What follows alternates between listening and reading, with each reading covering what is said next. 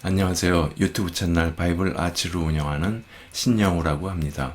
이번 시간에는 시스티나 예배당 3부로 미켈란젤로의 시스티나 천장화, 이 가운데 중앙 패널 9개와 이를 둘러싼 첫 번째 띠에 대해서 알아보겠습니다. 3부의 내용은 중앙 9개 패널 창조와 심판을 보고요. 함께 있는 남성 누드와 원형 양각 메달리온을 같이 보겠습니다. 그리고 첫 번째 띠 밴드원의 코너의 삼각공룡 4개와 선지자 7명, 무녀 5명을 함께 보도록 하죠. 지난 시간에 나눠본 구획을 한번 복습해보면 가운데 존 1이 있죠. 그리고 이를 둘러싸서 하나, 둘, 3개가 있고, 그리고 존 2, 최후의 심판이 있다고 그랬죠. 그 다음에 이미 1부에서 본 예수님의 일상, 모세의 이야기, 그래서 존 3, 존 4가 있다고 했죠. 존 1의 9개의 패널에는 앞에 3개는 천지 창조, 뒤에 3개는 인간 창조, 낙원 초반과 뒤에 3개는 심판이라고 볼 수 있죠. 첫 번째 패널, 빛과 어둠의 분리인데요. 이렇게 홀수 패널은 작지만 좌우에 메달리온이 있다고 그랬죠. 메달리온은 주로 구약 이야기가 담겨 있고요. 그리고 내 귀에 이렇게 이누디라고 해서 근육질의 남성들이 여러 가지 자세를, 표정과 자세, 시선을 보이고 있죠.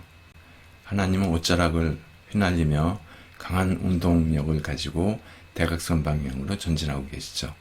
양손은 휘저으며 빛과 어둠을 나누고 계십니다. 이런 표현법을 단축법이라고 하는데요. 원근법의 일종입니다. 그래서 인체를 직립이 아닌 경사지게 또는 옆으로 묘사해서 굉장히 줄어들도록 보이게 하는 거죠. 이렇게 함으로써 발전하고 돌출하고 후퇴하고 부유하는 효과를 주게 되어 강한 동적인 운동감을 주는 표현법이라고 할 수 있죠. 다음엔 해, 달, 행성을 창조하심인데요. 하나님께서 한 손으로 해를 창조하시고 또 한 손으로 짚어 달을 창조하시죠. 그리고 하나님 옆에는 4명의 부토를 아기천사라고 하는데요. 부토가 있는데 이 해는 1년을 나타내고 달은 한 달을 나타내죠. 해는 1년을 나타내기 때문에 이 부토들은 봄, 여름, 가을, 겨울을 표시하고 얘들은 또 4개의 물질과 연결이 되고 있죠. 봄은 흙이고 여름은 불이고 가을은 공기고 겨울은 물입니다.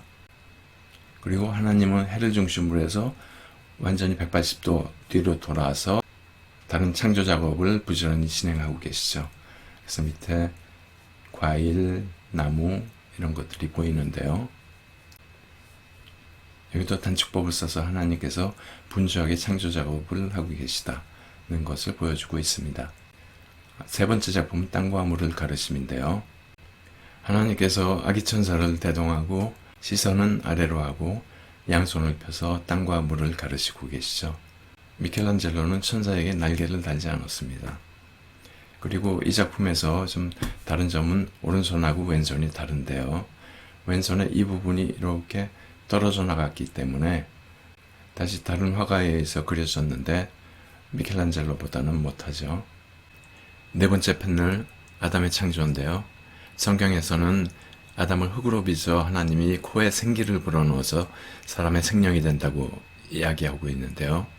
여기서 아담은 완벽하게 균형 잡힌 성인의 모습으로 반쯤 누워서 왼손을 뻗치고 있습니다. 이때 하나님께서 오른쪽 손가락 하나를 비접촉 상태에서 강한 영적 힘을 불어넣어 아담을 깨우고 있죠. 아주 미켈란젤로만 독특한 생각을 담고 있습니다. 그리고 왼쪽에는 아담의 베풀인 하와를 목에 감고 있고요. 그리고 오른손으로 어깨를 짚고 있는 이 아기는 바로 예수 그리스도입니다. 보통 예수님을 제2의 아담이라고 하죠. 하나님은 이렇게 첫 번째 아담과 두 번째 아담 예수님을 같이 연결시켜주고 있죠. 이 작품에서 미켈란젤로는 다른 화가들의 영향을 받기도 하고 또 주기도 한 작품이죠. 기베르티의 아담과 이브의 창조, 청동부조인데요.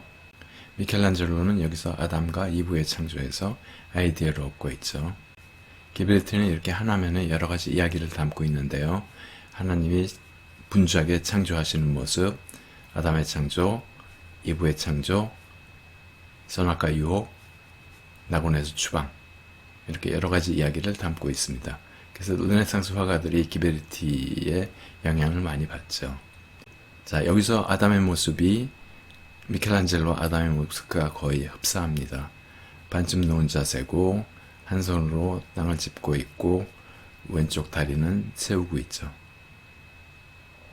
그리고 오른손을 벌리고 있는데 기베르티 작품에서는 하나님이 이불을 이렇게 손을 잡고 끌어올리는 모습이고 미켈란젤로는 다른 방법을 쓰고 있었죠. 그 다음 하와의 창조는 아담이 잠든 사이에 뼈 같은 모습으로 이렇게 일어나고 있죠. 자신이 일어난 게 아니고 아기 천사들이 일어나는 걸 도와주고 있습니다. 그래서 하나님께 일으켜 세우고 있죠. 미켈란젤로가 이 부분도 조금 참고를 하고 있습니다.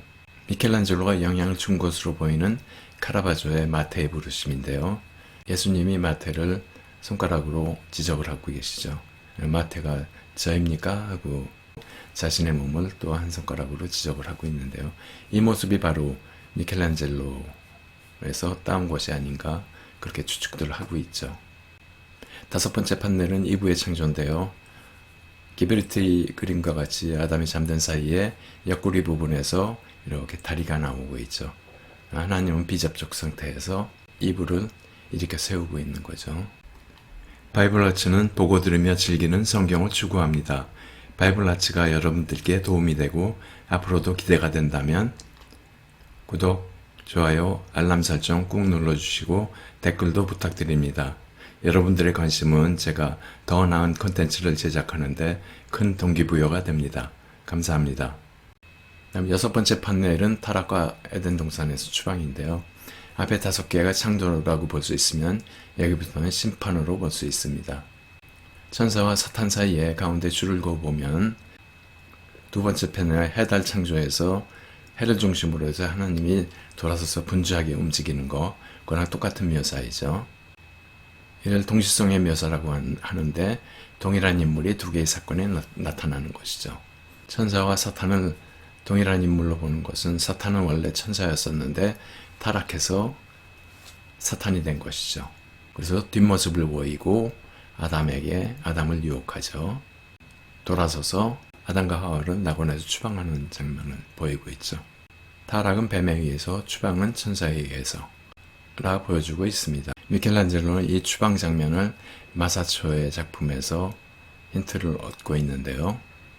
여기는 산타마리아 델 까르미네의 브랑카치 예배당인데요. 여기 예배당 3면은 다 프레스코화로 장식하고 있죠. 근데 이쪽 벽에 마사초가 그린 낙원에서의 추방을 보면 마사초의 에덴 동산에서 추방인데요. 확대하면 이 표정을 보세요. 굉장히 슬픈 표정이죠.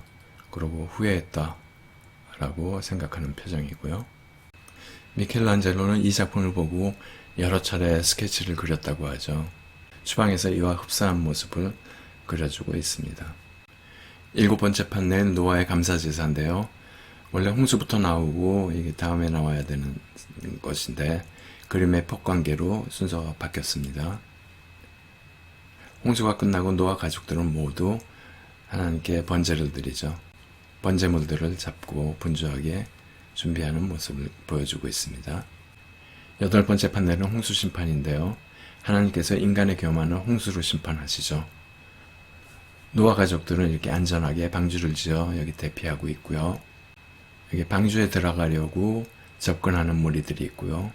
또 작은 배에 올라타 있는 무리, 또 이 배에 다시 오르려는 사람들, 그리고 바위 위로 올라가려고 하는 사람, 또 가재도구를 싣고 땅 위로 올라가는 사람, 이렇게 4가지 살려고 하는 인간의 무리를 보여주고 있습니다. 9번째 패널은 술 취한 노아인데요. 미켈란젤로가 이 주제를 선정한 것은 비록 노아가 의인이지만 인간적으로 술에 취할 수도 있다는 것을 보여주는 것으로 르네상스적 인간의 모습을 적나라하게 보여주는 패널이죠. 노아는 홍수 후에 포도 농사를 짓고 있는데 어느 날 술에 취해서 벌거벗고 자고 있었습니다. 이때 아들 셋, 셈, 함, 야벳 중에서 함이 이 노아를 발견하고 다른 형제들한테 이 치부를 알리죠. 샘과 야벳은 이불을 가지고 노아를 덮어주면서 아버지 치부를 가려주고 있죠. 첫 번째 띠의 4개의 코너에는 삼각공룡이 형성된다고 했죠.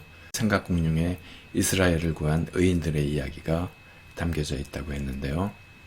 하만의 형벌 이야기는 포로 귀환 후 이스라엘 민족이 계속 바사에 남아있는데 하만이 이들을 몰살하려는 계획을 세웁니다.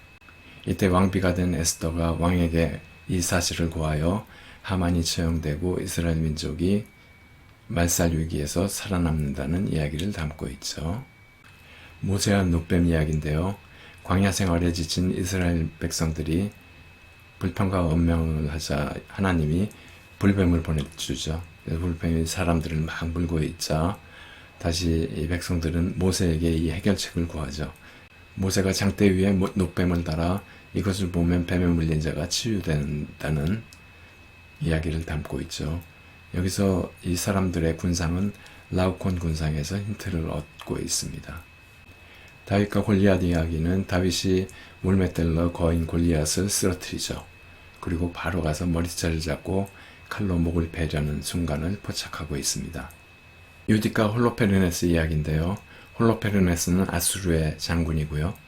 유딧은 유다의 베툴리아라는 조그만 마을에 살고 있는 과부 여인입니다. 홀로페르네스가 유다를 함락하려고 베툴리아를 포위한 상태에서 그 누구도 나서려고 하지 않는데 유딧이 나서서 이 적장의 목을 베는 이야기죠. 홀로페르네스의 침실에서 목을 베고 이 목을 하니와 함께 가지고 가는 모습을 담고 있죠. 첫 번째 띠에 7명의 선지자와 5명의 무녀가 그려져 있는데요. 선지자는 구약에서 이스라엘의 왕과 백성들에게 계속 하나님의 말씀을 전하면서 들으라 들으라 이야기하죠. 그래서 구약의 키워드가 쉐마 이스라엘입니다. 즉 이스라엘아 들으라죠. 그리고 예수 그리스도의 오심을 예언하고 있죠. 무녀는 시빌라라고 하고요. 중세의 신성한 책인 시빌라서에서 신탁으로 예언하는 무녀에 대해서 이야기를 하고 있죠. 이방인들에게 그리스도를 예언했다는 기록이 있고요. 그래서 성경의 선지자와 그리스 신화의 무녀를 동일한 밴드상에 마주보고 배열을 하고 있는데요. 이는 르네상스 인문주의 시각을 반영하는 것이라고 볼 수 있습니다. 이들은 공통적으로 전부 책을 읽고 있는 모습을 하고 있고요. 부토들이 양옆에서 굉장히 중요한 역할을 하고 있습니다. 강인한 근육질의 남성 몸으로 화려한 옷을 입혀놓고 있죠. 출입문 쪽에 스가랴가 있고요. 제단 쪽에 요나가 있습니다. 그리고 예레미야, 에스겔, 요엘, 다니엘, 이사야의 페르시아 무녀, 에르트리아 무녀, 리비아 무녀, 쿠마의 무녀, 델포의 무녀 해서 7 선지자, 5 무녀, 12명이 그려져 있죠. 이번 시간에는 창조와 심판을 그린 중앙 9개의 패널을 봤고요. 그 다음 첫 번째 띠에 코너에 4개의 이스라엘을 구한 의인들 7명의 선지자와 5명의 무녀를 함께 보면서 3부 순서를 마무리하고 4부에서는 천장화의 나머지 부분과 최후의 심판을 보도록 하겠습니다. 감사합니다.